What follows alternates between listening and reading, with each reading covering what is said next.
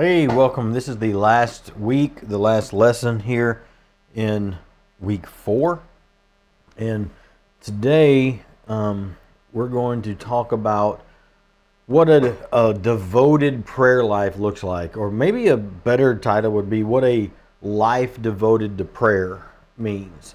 As you kind of, and I, we learn to walk deeper with Him in prayer, in study, and getting to know who He is, we're going to find ourselves wanting to spend more and more time with Him and more wanting to integrate time with Him into our day. Not just an only designated time, but through the day. But it's going to become important to us to spend that time together, just you and Him. And you're going to find ways, to interject that into your day, in addition to maybe your quiet time, your time at church, of just being with Him, learning about Him, learning of His nature and His character. Because that's the thing that creates in us this attitude of heart. I don't know a better way to say it, but a presence of mind and it empowers us through the Holy Spirit to live out this life that we're supposed to, this life of devotion to God that Paul talks about in Romans chapter 12 and verse 12. And here's what he says.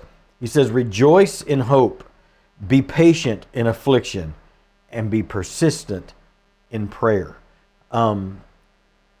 As I'm making this video, we're looking forward to Easter in a little bit.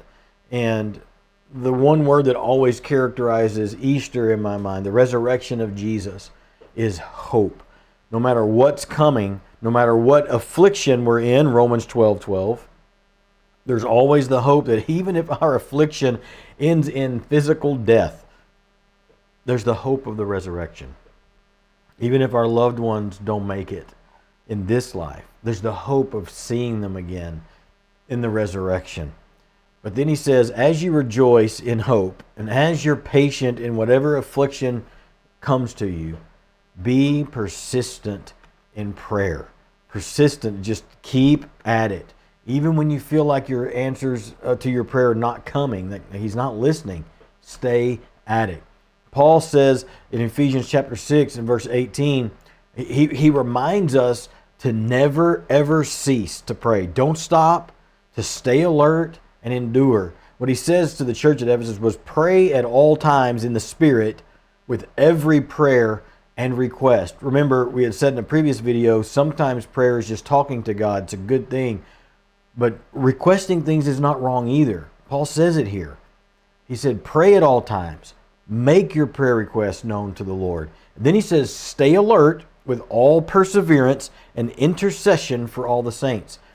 Intercession is this just a big fancy word for praying for other people.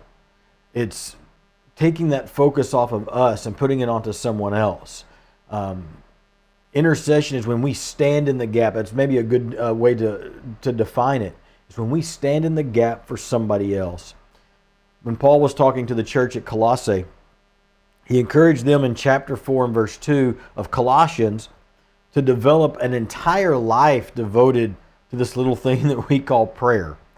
He says, devote yourselves to prayer, stay alert in it with thanksgiving. So in the other letter, he said to stay alert, and be patient in affliction. We see that he says now we're going to be bringing our petitions to Him, but he also says do it with thanksgiving. It's pretty normal for you and I to seek maybe the more visible gifts, visible parts of our faith. But sometimes maybe we gravitate towards the easy ones, like just simply going to church, maybe giving or even volunteering. Although it takes a lot of work, that's a big no-brainer.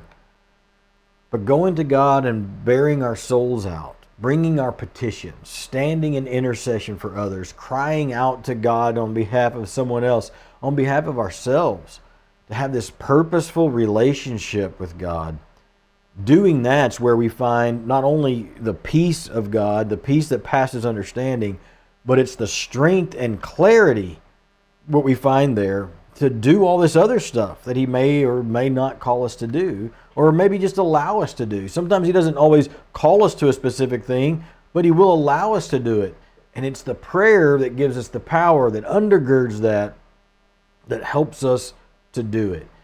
What the scriptures are doing here, and we've talked all week long about what prayer is and how Jesus taught prayer and how it's time with God and supplication and giving requests and it's intercession, and we've talked about all those things. But I want you to do something that's kind of similar to what we did last week where you're spending time, but I want you to take it a step further. I want you to take some time, think about it, go be with the Lord in prayer, ask Him, for some guidance, and then afterwards, I want you to pick out a time where you've set aside every day to spend the time with the Lord. What I want you to do is to take out that time. We've talked about it before, about doing it maybe one time last week. But now I want you to set aside when you're going to do it. When are you going to set aside time to be with God every day? You know what? And if you set it aside and you miss a day or two, it's not the end of the world. He's not going to yank your salvation from you. We're not going to take your membership card from the church. We just rally back. We interject with Him through the day. And after you've done that, what I want you to do is put in a class comment and tell us kind of what you did. But I want you to answer the question, what does a devoted life of prayer look like? What does devotion to prayer look like in the current season that you're in your current life pattern? If you're a single mom with a bunch of children, you're going to have a different schedule, a different cadence. If you're a retired person that has plenty of time on their hands, your cadence will be different. If you're single, married, all the things, wherever you're at, if you have, you may work 80 hours a week, your cadence will be different. Maybe for you, your set aside time is that morning or afternoon commute with the Lord to say, I'm going to spend that time. I'll turn the podcast off, turn the music off, and me and the Lord are going to spend some time together. I want you to share with us what you're doing. Maybe share it with somebody else by way of accountability. And then I want you to go to a class comment and answer that question. What does a devotion to prayer look like in your current season of life? And then I want you to go and answer the reflection questions below. And that'll close out week 4 of Foundations. Thank you all for coming along so far. I'm excited about the next 6 lessons. Now remember, after this lesson, this will be it. This will be the last one we do online. And then the other ones will all be, this is the last one we do on site. The others will be online. And we're going to augment this time that we're missing.